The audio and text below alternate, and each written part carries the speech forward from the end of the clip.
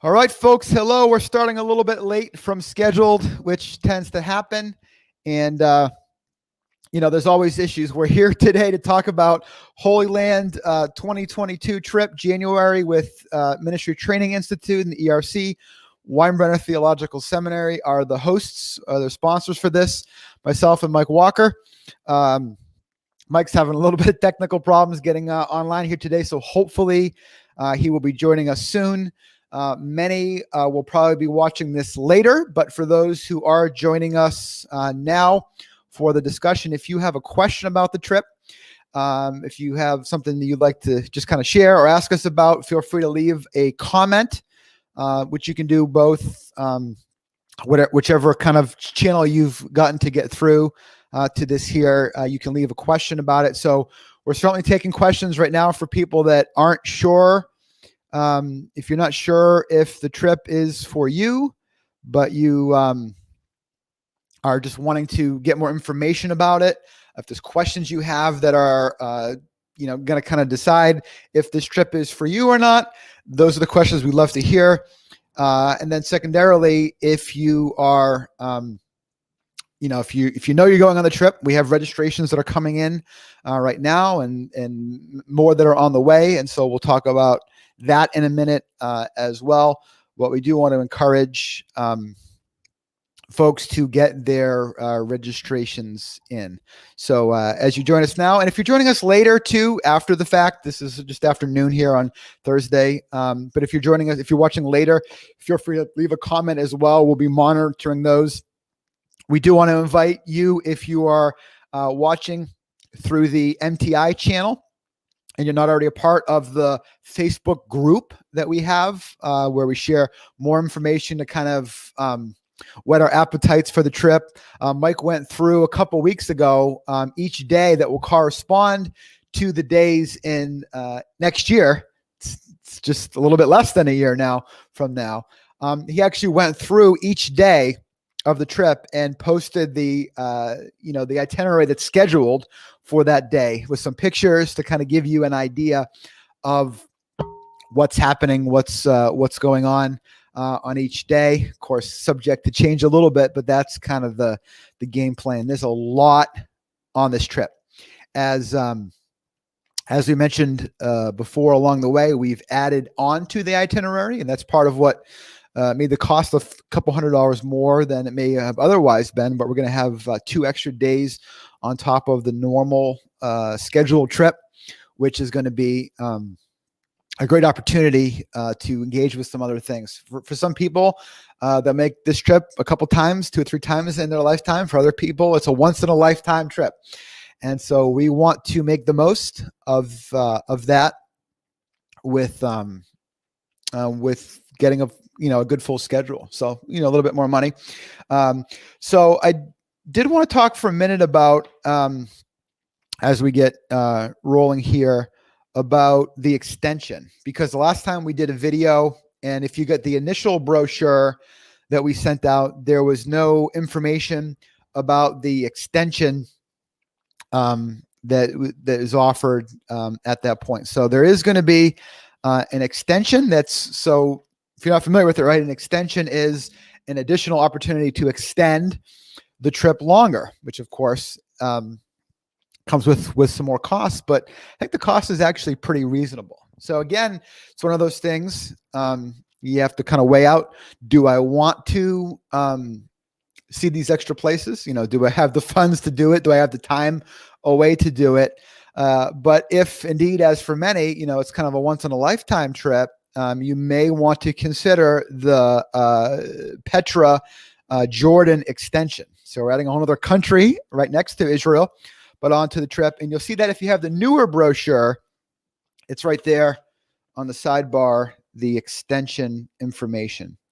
If you don't have that and you want it, let us know, and we'll get that information to you. And maybe even you already filled out your registration and didn't see that. You can contact Educational Opportunities directly, and they can give you more information or get you signed up for that even sort of after the fact of the initial registration. So the last trip that I went on We did Petra and some of Jordan at the beginning of our trip. And then Israel, there's all kinds of different itineraries, right, that you can do. So our regular trip doesn't involve crossing over the opposite way into Jordan.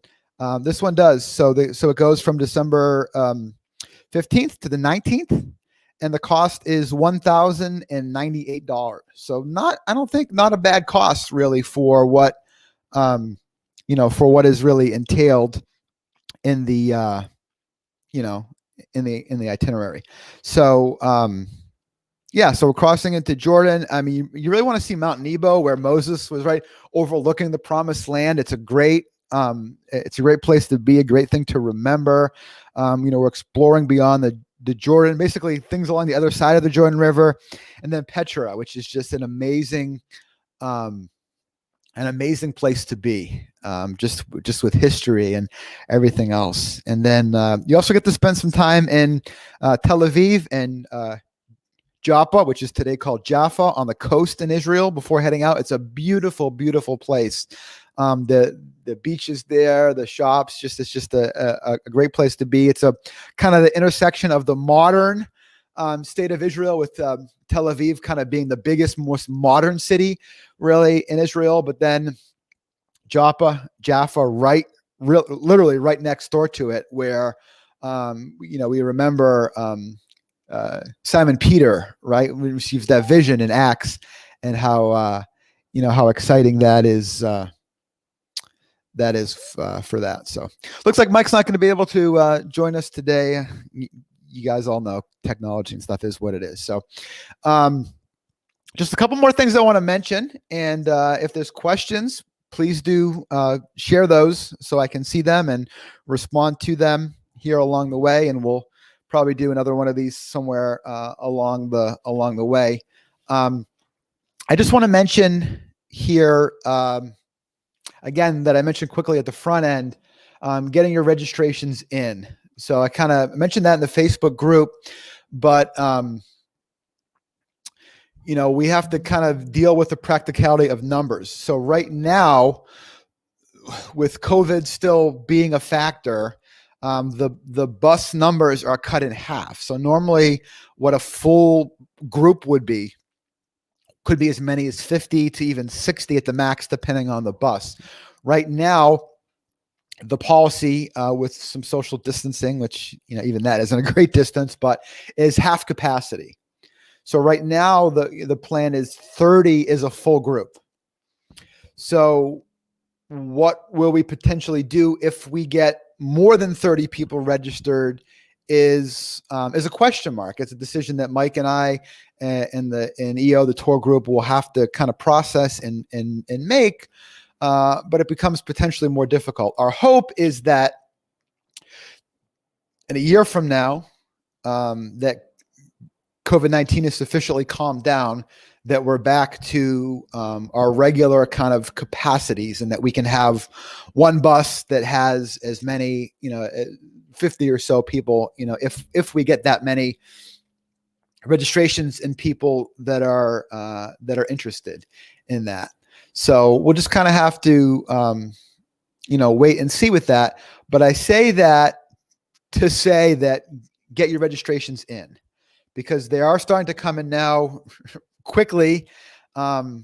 We have in the teens that are already in. Mike says, according to what he knows. Well, this is Mike. This is like a sermon illustration. Just when you think that there is no way, I don't know if God made a way, but here you are. He must have, because I don't know any way. I just said, I don't know if you listened, I just said a minute ago, well, it looks like Mike's not coming, and then boom, there you are. So I know there's a sermon illustration in here somewhere. Yeah, there is. It's like when somebody said, when Jesus told the disciples, I will be with you always. Is that something encouraging, or is it something that they need to be afraid of? Right. Yeah. So Exactly. Mike's here with us always. So we're just going over, Mike, some of the extension, because last time we talked, we weren't able to talk about that. I kind of did a little bit of an overview of the extension, and I think good. It's a great value. I think at Yes. $1,098 for that extra time. So I didn't mention I will not be doing the extension, but Mike will, assuming Yes. there's interest in that. And so I think will make sense, for us at the end of the initial trip. I'll be able to lead the group that's coming back home, and then you'll be able to continue on with those who are going to go ahead and do the extension. Sure. Do you know offhand if there's anybody in the groups that you've talked to that are planning on doing the extension, or I think we're probably at about 8 to 10 people right now who are doing the extension. Okay. Wow. So that's good to know, because sometimes people are going to wonder that. I think oftentimes they prefer to kind of do the extension with some of the people that they've gotten to know. Sure. On the trip, rather than just being kind of one or two people along with a group of strangers, so to speak. So that'll be good. Yeah. I think it'll be just us, and with doing that extension, as far as I know. I'm not 100% sure of that. So, well, our schedule was different from a lot of the others with the added 2 days. It kind of throws things off. Right. So it'd be nice if we have a good solid group, and who knows, what that will look like. So I mentioned that just because we still may have some people, Mike, that have the old brochure, or that, right. The last time we did this, we weren't talking about the extension. That's something that you arranged after the fact. Well, the extension happened because my wife had been with me once to Petra, and she said, if I'm going back to Israel again, I want to go to Petra again. And I said, yes, dear. As every good husband does. Yes, dear. Just don't talk about the... Good. And there are some wonderful biblical sites, of course, in Jordan as well. With Karash and Madaba and Mount Nebo. Mount Nebo is great. And so, it's an opportunity to, of all the places in the world where something happened biblically, Jordan is second. Israel, of course, is first, but Jordan is second. More things happened there biblically than any other country outside of Israel. Yeah, and even just Petra, as you kind of mentioned in what you shared another time, there's not really a lot of assurance that it's got a deep biblical connections, but if you're going to be in that part of the world, it's an amazing place to be. Yes, it is. And so for people, I guess, people, I think, have to kind of decide for themselves, Mike, is this, for a lot of people, this is a once in a lifetime trip. Yes. Not like me and you. That's not the case for us. But for others, it's a once in a lifetime trip, and you want to ask yourself, do you want to be able to see those extra sites in this trip? Because you're probably not going to do a trip just to Petra. Right, exactly. And for the money involved to get those extra days to be able to do that, obviously you can't do a trip just to Petra and pay the airline fee simply in and of itself to be able to do that kind of thing. So it makes sense if you have any interest at all to sign up for that extension as well. Yeah. And you have the funds, because, for some of us, it's a little bit harder to get even to the regular trip price. Oh, I completely understand that. Yeah. But for some others, you have the money sitting in the bank, you're going to, you invest in yourself. Yeah. Listen, exactly. when you're laying on your deathbed someday, are you going to say, I wish I had that $1,000 back now? Are you going to say, I'm so glad that I got to see Petra, right? Right. Yeah, and one of the questions that's been asked of me a number of times is, did Jesus ever go to Petra? And the answer is, we don't know. I would not be a bit surprised to find out that Jesus did travel there, but simply what we know about Jesus and what we don't know about Jesus are vastly different. And I think we don't know a whole lot more about Jesus than what we do know. What we do know is what's really important for us to know, is that he has come to be our Lord and Savior, and that through faith in him, we can claim that promise. But, we don't know much about Jesus from the time of his birth until he's 12, or then again from the time he's 12 until he's 30. Right. And so did he travel there? Yeah. It wasn't that big of a deal to travel that. If you're going to Jerusalem, I mean, it's a long and arduous journey, of course, when you're walking it or, whatever. But I wouldn't be a bit surprised that he not gone there at some time. But there also is a connection, and probably you'll stop there right near Petra, whereas, and again, some of these sites are traditional or whatever, but the spot where Moses hit the stone and the water Yes. gushed out. They Yes. have the spot Yes. there. That's the again, traditional spot. Again, you know, with a lot of these things, and part of the educational aspect of this is that when we're on the ground and we're leading this tour, we'll talk about, you know, what sites have, you know, real historical veracity, what sites are traditional, and kind of weigh out the Right. the reasons for this site being authentic or not. Right. And you know, Right. people have to kind of learn those things along the way with all Right. the sites we go to, really. Right. Yeah, there's a little story I'll share about that kind of thing. It was fairly early on for me in one of my trips, and we were in a mixed group of people. I didn't know everybody was on the group, and we were up at a place called Peter's Primacy up along near Capernaum, Yes. where Jesus restores Peter in John chapter 21. We read that where he asked that question, Peter, do you love me? Peter, do you love me? Peter, do you love me? And there's a guy in our group who I don't really know very well, and we have a Jewish guide. She was wonderful. And so he says, where did Jesus stand when he asked this question of Peter? And she said, excuse me? And he says, where did Jesus stand when he asked this question? She said, sir, we don't know where he stood. He said, well, there was a large rock there. He said, I was here 5 years ago. My guide said Jesus stood on this rock. And she said, sir, we can't know that. And he was becoming angry. And so she said to him, sir, where are you from? And he said, Bedford, Pennsylvania. And I'm thinking, well, of course he's from Pennsylvania. That's why he's being stubborn, you know. And so she says, sir, I've been to Bedford, Pennsylvania, and I know that George Washington spent one night there during the American Revolutionary War. And yet there are 4 places in town that claim George Washington slept here. Now, either George was a very fitful sleeper, or we have trouble going back even 225, 250 years now to say this is the place where George Washington slept. Yeah. She said to this man, sir, I can't tell you exactly where Jesus stood, but you have not come here to worship a spot. You have come here to worship your Lord, and this site commemorates an important moment in Jesus' life and ministry. Yeah. And I thought, how appropriate is that? You know, there are some places that we're going to go, we can say Jesus walked here. He stood here, he whatever. But some of the places are commemorative spots where we commemorate, you know, you go up on the, up where the Sermon on the Mount is delivered and the Beatitudes, the Mount of Beatitudes. We don't know where Jesus stood.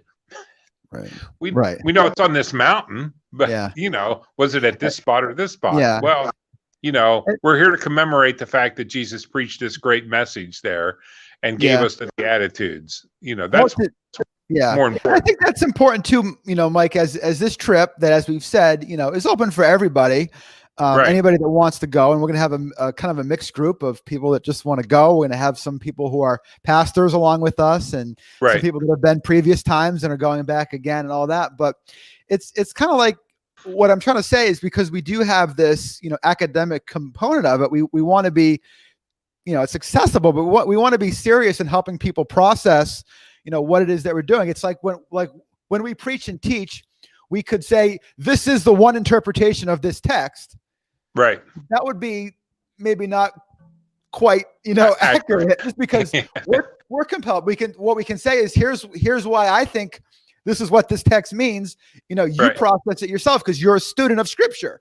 Right. Much in the same way, as we stand in these spots, we'll say, here's what's to be said about this. Here's what's not. Now, the temptation is to say, as that first guy did, this is the spot. And people be like, oh, the spot. You know, you're kissing it and stuff. And they're, you know, they're worshiping the spot. It becomes the Blarney Stone. Yeah. At that point in time. And so, you know, we're trying to help people not to just say, I stood on the spot in each and every place, but to learn how do we process archaeology, Mike, right? How do we think about history and how do we think about how it relates to our faith?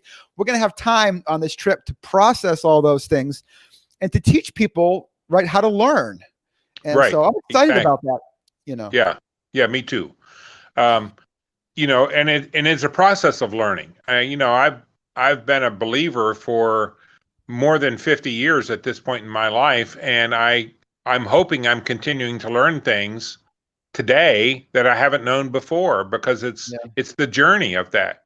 As we move closer and closer to Christ in our relationship, our discipleship with him, It's just a marvelous thing to continue to learn. And certainly traveling on this trip and seeing the places where seeing Jericho or seeing Jerusalem, seeing the Sea of Galilee, it just opens your mind and your eyes to perhaps a different understanding than you could ever have apart from having been. Yeah, it's hard. It's hard to explain. It's like, Yes. how do you explain to somebody who's not a believer in Jesus what it feels like, what it's like to know him? Like, you can't. Yeah. I mean, you just kind of have to, like, eventually, like Jesus said, you got to come along and follow me, and then you'll see. Yes. Yes. So this experience is kind of like that. And there may be things that you thought would be amazing that are a little bit not, and there's things that you thought would be and they blow your mind. You don't know until you know. Yes. One of the examples that I've shared with people before is having grown up in central Pennsylvania, a lot of farmland around and all those kind of things. And some of these farms have been farmed for 300 years or whatever. And we have been blessed with really good soil. We grow good crops and whatever. So you read the parable or the parable in the scriptures of the seed. Some seed falls on the path, and some seed falls among the rocks, and some seed falls among the thorns, and all that sort of thing. Okay, well, growing up in central Pennsylvania, for fields that have been planted for 300 years, you go out and you plow and you plant. It's no big deal. You're going to get a good crop in all, unless the weather's bad or whatever. But in Israel, some of these fields have been cultivated for thousands and thousands of years, and the first thing they do every year is they go and remove rocks even before they plow. Even though this field has been plowed for 5,000 years, you're out there picking rocks because they seem to percolate up through the soil. And so when it says some seed fell among the rocks, well, that's everywhere. There's rocks everywhere in Israel. And so the cultivation of the soil is very important, and it helps me to understand evangelism so much better. Yeah. Rather than just going out and sowing the seed everywhere, maybe I should spend some time picking rocks first and then plant the seed and see if it comes to a better harvest or a better fruition at that point. That sounds like the apologetics class a little bit, picking up the rock. Well, what can I say? And then the evangelism. I can see stuff. You get a smorgasbord with us, Dan. That's it. Yeah. So it'll be it's going to be a fantastic experience, and I have no doubt. And so, are you getting any? Are you getting any questions as you've been talking to people often enough that you want to kind of hit here? We covered a lot of stuff along the way already. No, not a lot of questions at this point in time. And as people register, then we have access to your email, and I'm putting together an email list. And it will be my intention at least once a month to send out kind of an email newsletter to everybody, highlighting one of the places that we are going to see, as well as some traveling tips. For instance, I'll plan on covering what is the weather expectation, what are the temperatures in Jerusalem in January, which, by the way, is around 50 to 55 degrees most days. In the Galilee, it's 60 to 65. Down at the Dead Sea, it's 70 to 75. How you should pack, what you should pack. For instance, we don't need any dress clothing. We're not going to need a coat and tie if you're a man, or a dress if you're a woman, that kind of thing. Right. Very casual, comfortable clothing, shoes, comfortable shoes are the name of the game. And so I'll be putting some hints in, about packing.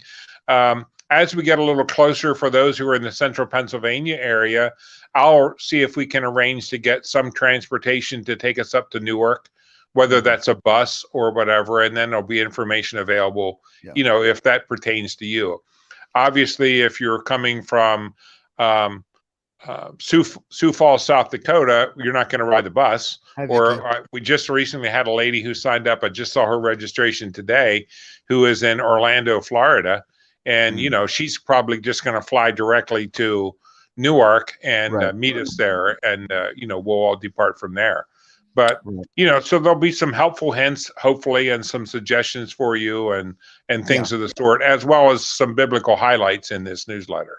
Yeah. So this may be the last video that we do to kind of get interest, right? We're still Yes. we're trying to primarily answer questions about, the practical stuff. For those who are going is fine. We'll continue to address that. Like you said, the newsletter, we'll probably do 1 or 2 more of these videos as we get close. That'll just be nitty gritty about the ins and outs of the trip. Once we have the Sure. group that's actually going, established, people are registered, then the conversation looks a little bit different. Right now, we're still Sure. trying to kind of say, come on in, Yeah. come on home and join us. And and I mentioned a little bit, Mike, before you jumped on, that we do have, we have a dynamic that you and I just chatted about offline for a minute about the group size.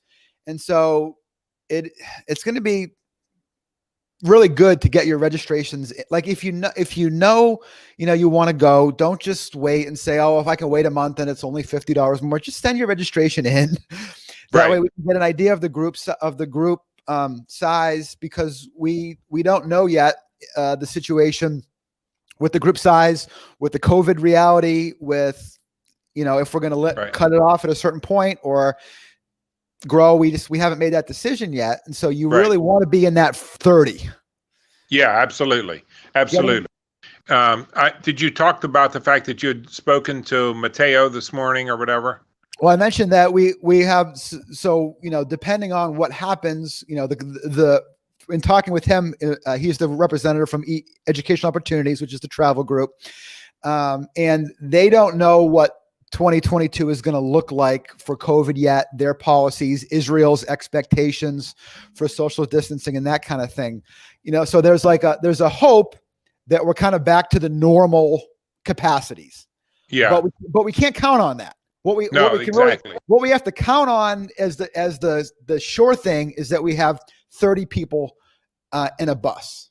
Yes. So if we have more than 30 people interested, if it's only a couple more than that, I don't know. If it's like 5 more than that, there may be people that aren't able to go. Now, if the group is so big that then you and I will have the conversation of, do we want to do a 2-bus group? But that changes the dynamics and it creates some challenges and stuff that we may decide just isn't in the best interest of the learning opportunity that we have. Right. So it may be that it's, we're just going to do the 30, or it may be that things start to open up. But what he encouraged people to do, Mike, is to send in their registrations. In any case, we can do a wait list. Yes. If we have to, at that point to kind of see what's up. So it may be that we have, the group of 30, and if they open up to 50, and then we just have another trip in a couple years. That's between you and I and EO to really talk out. But I just say that, all that to say, if you want to go on the trip, send in your registration, sign up, because when you're in the first 30, then it's a short thing. You always say, Lord willing. Yes, exactly. Lord willing, if we do the trip and you're in good health and the Lord doesn't call you home and all those spiritual caveats, right. Being in that 30 is the best bet. Yeah, absolutely. Absolutely. So, and if you have any questions, any of you have any questions, you can email Dan or I, and we'll be glad to address those. Or we can give you our phone number, or when you email us if you want to talk, because I talk a whole lot better than I type. If you are on Facebook, and a lot of people are now, if you're watching this through the MTI page and you're interested in the trip or going in the trip, come on over to our Israel trip group. That we'll invite you into, and we share more information, pictures, stuff to get you excited and that kind of thing in that group. If you're not on Facebook at all, Mike, I'm also sending this to YouTube on my channel. So we can email out that link to anybody that's not on Facebook, and they can get all this information also. Okay. That sounds good. We can share that as well. So I don't see any questions coming in. There's a few people with us in and out and stuff, but no questions have come in. So I was thinking maybe we could catch some people live, but it seems like people will just watch it whenever they want to watch it. And so if we do any more of these, we'll do it to fit our schedule, not yours. Yeah.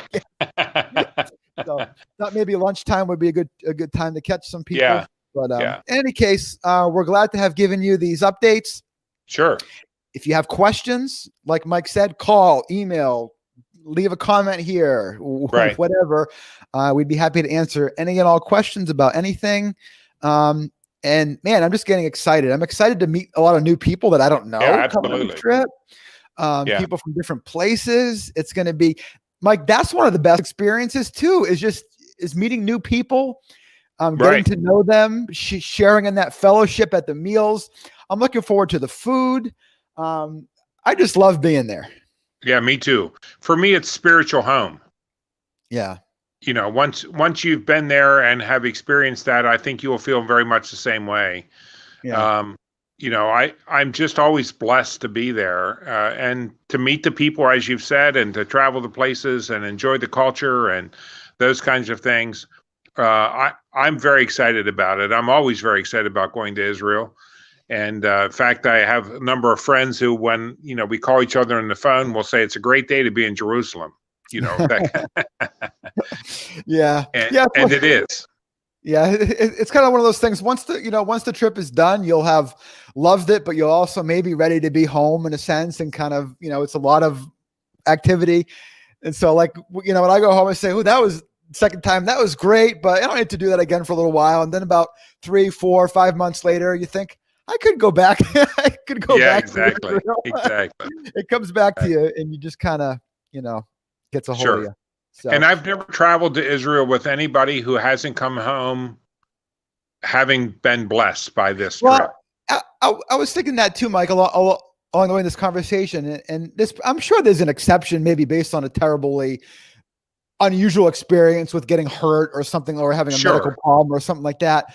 But by and large, I can't think of a person who at the end of the trip said, I really wish I had done something else instead. Yeah, no, I haven't. I've experienced that either. I really wish it was okay, but I'd rather have gone to whatever, for some people, Mike, so just be honest, right? For some people, they loved it, but it is just a once in a lifetime. I loved it. And that's fine.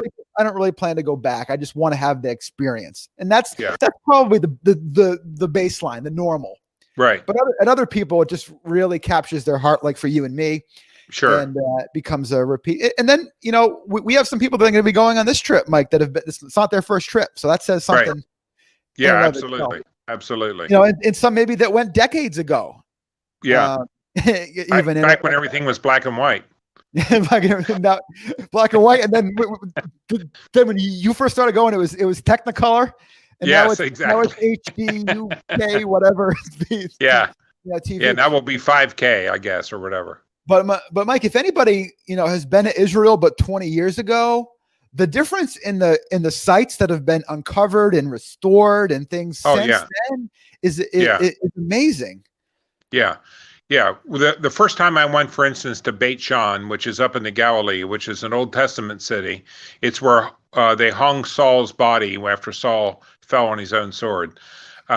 Now, the Beit Shan that's uncovered is a Roman era, so it was much later than Saul. But anyhow, the first time I went there, the only thing that was uncovered was about 1/4 of the theater, the Roman theater that's there. Today, the whole city has been unearthed. So, in 30 years period of time, the amount of excavation and discovery has increased dramatically throughout not just Beit Shan, but other places as well. Yeah, and even the things that haven't been necessarily uncovered like that, there's so much archaeological information. I mean, over the last year and a couple years, there's so many new things that are learned that even as we go to the same sites, we know more about them. Yes, than we do. To know. And so that, it just provides a richer and deeper experience. So yeah, absolutely. Okay, well, we'll wrap up. We've been on for half an hour now already. Time flies when you're having fun. But again, folks, send in your registration. Just do it. And if we can help you in any way, let us know. I know of one person who's it's challenging financially, who's asking their church and some around if they are willing to help them. If that's the case for you, think outside the box. If you want to talk with us about maybe ways that you can ask for some support or that kind of thing, we can kind of guide you in that way. I know a lot of pastors maybe that want to go, sometimes you think, well, I get a pastor appreciation gift or a Christmas gift, and I don't really want to ask, but Yeah. you know, if you want There's some other ideas that we could share along those lines as well. For instance, if you're a pastor, or if you're a student, the cost of the trip might be tax deductible for you, and maybe that makes the difference for you at that point in time. Yeah.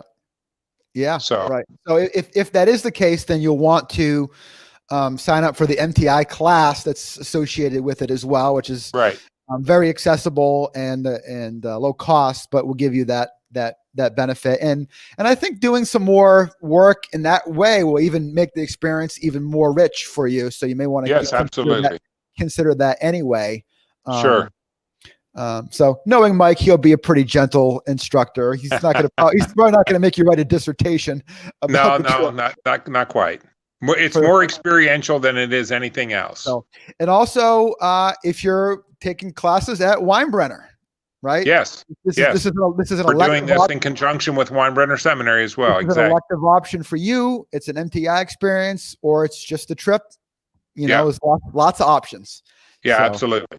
But thanks everyone very much. We, as Dan said, please send in your registrations early. And look forward to getting to know you and traveling with you and journeying through the land where Jesus walked. Amen. Okay. See you guys soon. Bye. Thanks. Bye now.